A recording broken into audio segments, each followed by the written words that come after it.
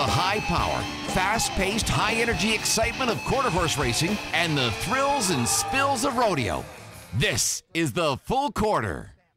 Coming up on today's show, a talented group of two-year-olds go head-to-head in the All-Canadian Futurity at Ajax Downs. Ajax Downs, then and now. Wow, what a difference. Breeding for the future, and it's rodeo time in cottage country. Hi, welcome to the program. I'm Joe Tilley along with Peter Gross. And Peter, the big race last week, the $93,000 All-Canadian Futurity. $93,800. Don't shortchange these horses. Sorry, $93,800 All-Canadian Futurity for two-year-olds, the 33rd running, and what a group of two-year-olds we had. And really, everyone's looking at pretty well the superstar of quarter horse racing in Canada. One Cool Wave went off at 3-5 favorite. The question was, could he extend his win streak to 6? A perfect 5 for 5 this year, 2 previous stakes wins. What a horse One Cool Wave is. But the one concern was the rail, the post position. Yeah, it rained all Saturday night into Sunday. The track came up muddy, sloppy, messy. In previous weeks, we've had a bit of a track bias here that did not favor the inside post. Some of the jockeys were coming off the track complaining that the going was tough along the inside. Would that be the factor this week, and would it prevent One Cool Wave from running his win streak to 6? And that's what we wanted to find out. And we did. Let's get the call from Frank Ferrari. Riley Dover is in. They're at the post. Are you okay? Let him go. Get out of there. Give my hand on that 4. All right, guys. They're off. One Cool Wave talks sharply along the inside. Away second best is the LRNB. Third from the far outside as I can move it. And One Cool Wave is accelerating. Open up on this field. What a horse this is. One Cool Wave has destroyed the field of the And what a performance by One Cool Wave. Absolutely dominated from the get-go, and you couldn't have asked for more from this horse. Actually, by the 7th race, by the time this race went off, we knew that there was no track bias against the one. Kim Ito got One Cool Wave out, got the lead pretty well from the 3rd stride, and from that point on, it really was a battle for 2nd place. One Cool Wave dominating, 6 for 6, a superstar in quarter horse racing. We got the 2B horse came 2nd, the 7 horse came 3rd, and you know, the payoffs you'd kind of expect when the favorites are hitting the board like that. But that's pretty thrilling to see a horse that good run that well in an important stakes race. One Cool Wave, a perfect 6 for 6, as you said, with 3 stakes victories as a 2-year-old. Let's hear from the very excited Winning Connections. Kim Ito, the successful rider on One Cool Wave, the undefeated 2-year-old, and on a track that's like completely muddy, barely a drop of mud on you or your horse. Yeah, he's just, I don't have the words to express it. To ride a horse like that, it's really exciting, and I feel blessed that I'm able to ride that kind of horse. How much was it horse? How much was it jockey in this race? Oh, it's all horse. So I could have done that, right? Yeah, probably. It might have been a little slower because you're a little heavier. But. John, pretty good moment for the whole Ito family. Thank you. Show the trophy. So there was some concern earlier today that the one post position wouldn't be great because of the wetness of the track. Not the case? I think it helps this track on the inside when it's a little wet. So I wasn't, when I saw it was wet, I was okay with that. You might be in disagreement with some of your brethren jockeys. Oh, I usually am. Anyways, undefeated horse, that's pretty exciting. Yeah, it is. It's very exciting. Don, how many more of those do you have? Hopefully many more. Well, enjoy Hopefully we'll do the best we can. Were you at all concerned about having the rail under less than dry conditions? Absolutely. This morning I brought over 2 horses that were early Lasix horses. I went back to the farm. We switched his shoes up. We never ever switch shoes up on race day. We switched them up today. Grooms were kind of a little bit weird. They were like, "You're really doing this?" And they said, "Absolutely." I asked every groom what they thought, and they said, "Switch them up." We switched them. So what kind of different shoes would you put on to accommodate the mud? We put bigger grabs on today. I don't believe in bigger grabs on 2-year-olds, but today I was thought, well, you know what? The last 2 races he slipped, he caught himself in the front. I'm worried about him getting hurt, so I switched shoes up. I think it was a good move. This horse has made a lot of money in a short period of time. Yeah, you know what? I heard a lot of criticism around the track for running this horse back so fast and running him so many times. He has to run back in 14 days, I believe, in trials. The way he ran today, he'll be there. You know what? You run them when they're ready to run. Perfection's a scary thing, isn't it? It's tough. Unbelievable. I have to stand in awe. The colt is incredible. He's just We were really worried, to tell you the truth, because of the track drains on that side. But I don't have any words to describe this horse. I really, truly don't. Peter, the mud during last Sunday's card may have contributed to a spill in the third race. Yeah, and it's good that we can talk about it because Ed Walton was the rider in question, and he wasn't hurt. He was on a horse called Caraway's I'm a Native Too that he told us afterwards was a bit of a bad actor. These guys are not only great athletes, but they're performing in a dangerous sport, and they got to have a pretty high threshold for the pain. But fortunately, we talked to Ed after the spill, and he was fine. He was fine. Let's hear from Ed. Ed Walton, by the way, that's a good look. I'm here for your entertainment, Peter. Okay. I really don't want to make fun of a jockey going down, but in the third race on this particular Sunday at Ajax Downs, you got tossed, landed in the mud. Describe what happened.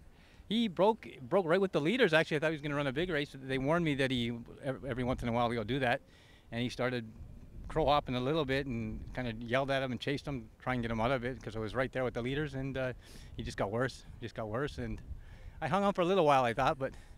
Anyway, the track's muddy and it's actually pretty soft, so it was a good day. It was a good day to do it. What about the dynamics of a quarter horse race in the mud and in the slop? How does that change things? It doesn't change things a whole lot. You know, everything's a break. You're gonna break, and you want to try and go straight, and you don't want to give your competitors too much mud or anything. The horses aren't really used to running in the mud, the quarter horses, but nothing really changes. Yeah, Ed was clearly okay, and he looked pretty good, except for the mud in the ears. That's a good look at him. Yeah, now quarter horse racing will be moving to Fort Erie for the very first time coming up in October, and they're very excited over that. Yeah, this was whole part of the parcel of keeping Fort Erie going, and there's a great interest in the quarter horse racing down there. So they're going to throw in some quarter horse racing. You go to the track, you see quarter horse racing, see some thoroughbred racing. It's going to be a real nice mix, and I'll bet you the jockeys here are pretty excited about that because it probably means more work for them. Another race card. They're going to have Saturday racing at Fort Erie, and all the jockeys, as you said, are looking forward to it. All the horsemen are looking forward to it, and Fort Erie is very much looking forward to it. Still to come on today's show, we'll take a look at the business of breeding. We'll bounce our way up Collingwood Way for some rodeo highlights. Peter has the best betting tip of all time. But first, here's a look at the rider, trainer, and owner standings brought to you by Wild Wing Restaurant.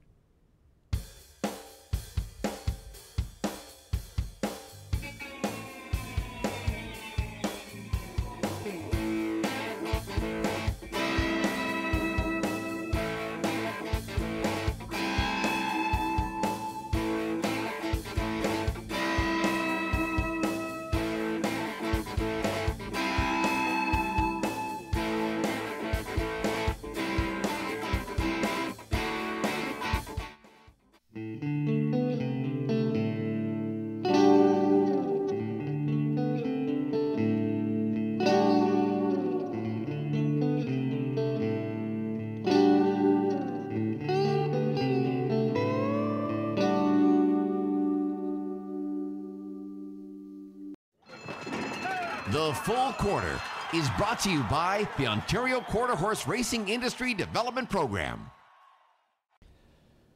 Since opening its doors 2 years ago, Ajax Downs has received nothing but high praise. If you haven't had a chance to get here, you should really come out and check out the track. With more on the history of Ajax Downs, here's Maddie. Ajax Downs is a state-of-the-art facility with simulcast betting, live racing, and slots. But this track is a product of much humbler beginnings.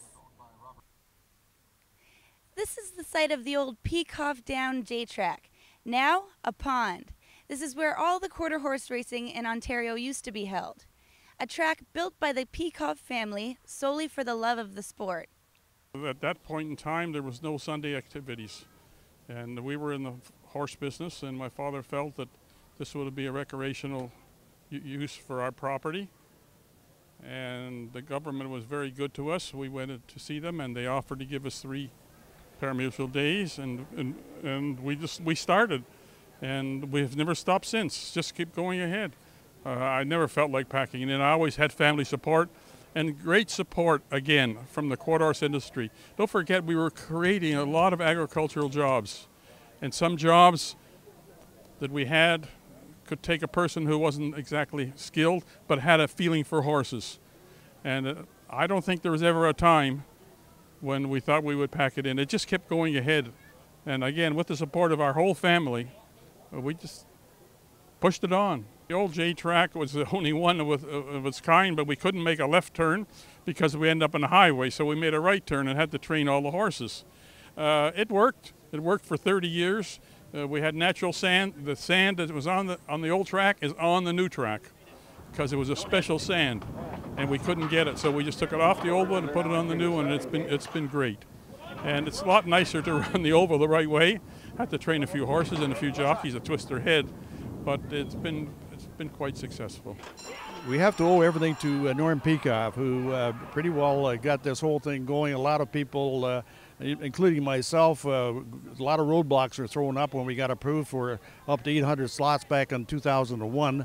And a lot of meetings took place after that, and we, of course, finally got our slots open in 2006, and the racetrack, shortly after that. So it was a long grind, but Norm stood firm, and he's the guy that put it all together. On October 17th, the Ontario Jackpot Futurity will be held here at Ajax Downs with a purse of $150,000. That's a far cry from what they used to race for back at the old J-Track. We used to run before for $85, and it cost you $50 to run. And now we're running for average of $13,000, $14,000. But I got to say one thing, that the people are happier then than they are now. There's too much money involved. Everybody wants it. Years ago, they were happy just to get their money back. In those days, of course, we'd enter horses, pay an entry fee, and if you won a race, you'd still lose money, and that goes a long way back in the 70s, and of course things got better as the years went by. Obviously our purse structure has been the biggest change. The influx of slot revenue into the horse racing industries had a significant effect on the type of horses that we have here. Obviously our quality has gone up, and it's made the races more competitive. Tell us about the changes here that have influenced live racing. Well, we're getting bigger fields, and of course one of the major things is our thrust to send our product out across North America, and it's really happening well. We're serving in 204 locations across North America right now. And the last couple of weeks we're betting well over $100,000 per day, and that again is another milestone for us. We do want to bet programs. We try to teach people on how to bet.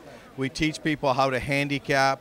We teach people about the industry in whole, so they have a better appreciation, understanding what is behind horse racing. Horse racing is not just picking a horse out of the field, bring him to a racetrack and hope he can run fast.